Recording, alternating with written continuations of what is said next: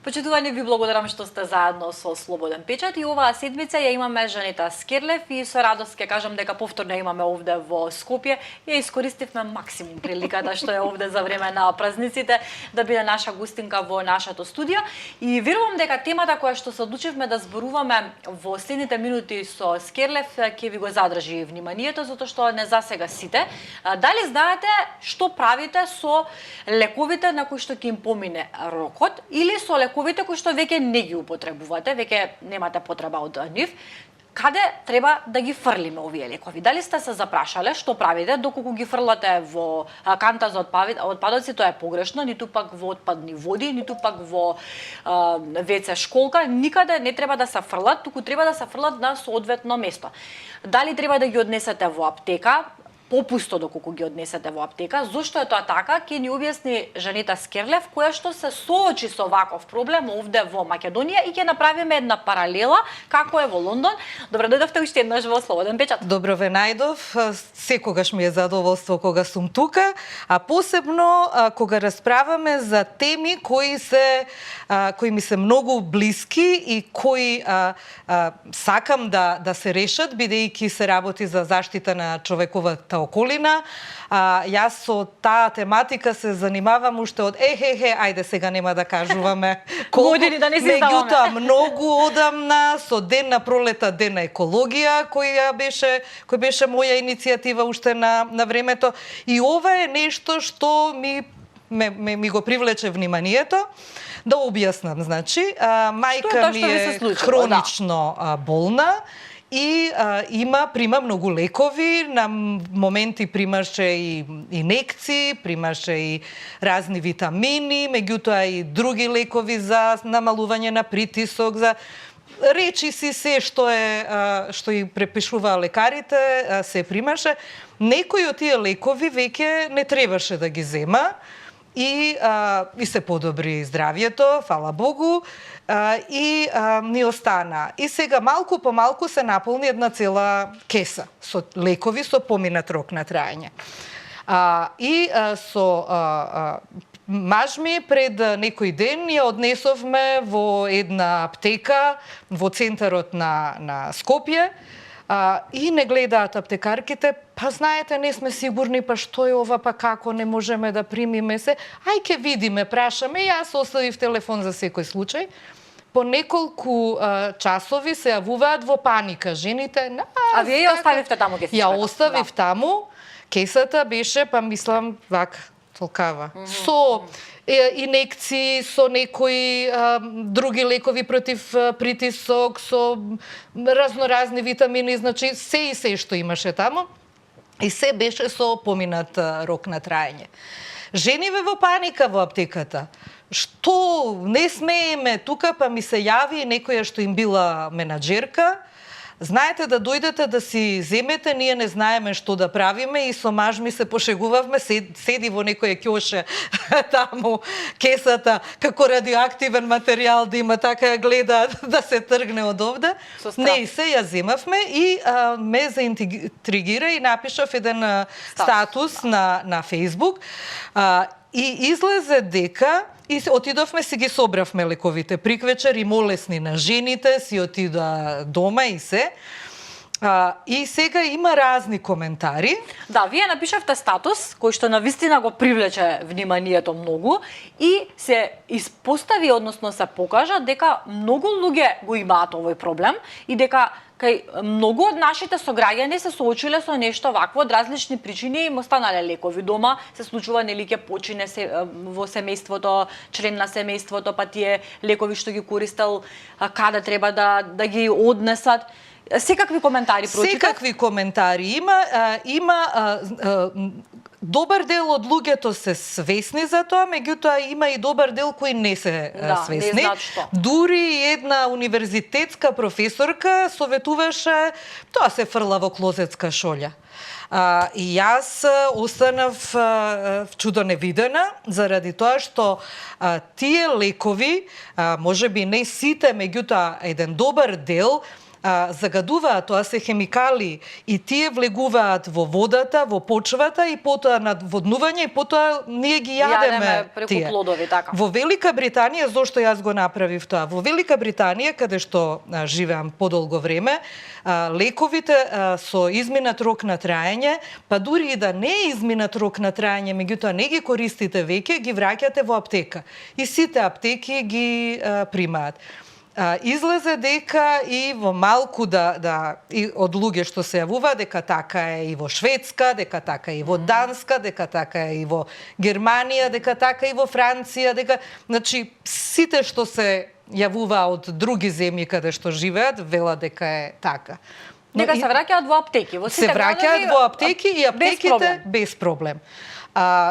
Но имавме и некои коментари кои велеа дека аптеките можеле да бидат казнети доколку примаат лекови кои не се нивни. Кои се поминат рок, заради инспекција. Сето тоа е некако како сива област, значи нема правила.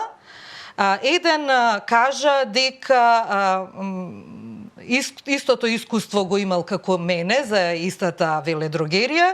Еден друг кажа дека исто шетал по аптеки со кесичка со лекови поминат рок на траење, па на крај му ја примиле во една од, сега не знам дали да им правиме реклама или позитивна или негативна. Да не им направиме и проблем. Да не им направиме и проблем, заради тоа што ние, целта на ова, ние да ги замолиме, не натераме, да ги замолиме големите барем веледрогерии, како што се Зегин, како што се Eurofarm, не знам која друга исто така е голема, тие имаат моќ да абсорбираат, бидејќи тие се големи, тие имаат еден куп аптеки низ цела земја и за нив не би требало да представува проблем луѓето да им ги носат лековите со поминат рок на траење, а на тој начин би извршиле фантастична работа заштита на човековата околина и нека си направат реклама. И ние ќе им направиме реклама и ќе кажеме вашите лекови